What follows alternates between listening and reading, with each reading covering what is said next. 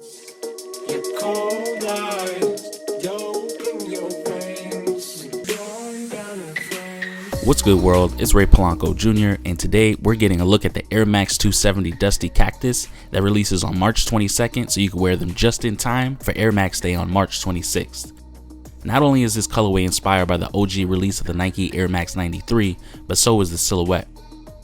I promise you this is one of the cleanest colorways you'll see on the 270. Let's take a closer look as that teal swoosh looks so fire against that white mesh upper with black fuse overlays.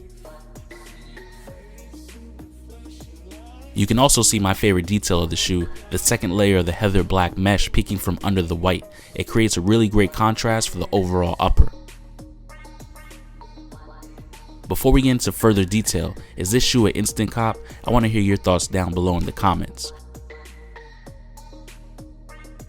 What makes this Air Max 270 different from others is its special insole. Written on it is 326, which signifies Air Max Day, while a collection of previous Air Max logos are featured around it. Rounding off the shoe is a Dusty Cactus heel loop that wears Air 270 and a swoosh that leads into that incredible bubble, which is the tallest we've ever seen on an Air Max at 32mm high.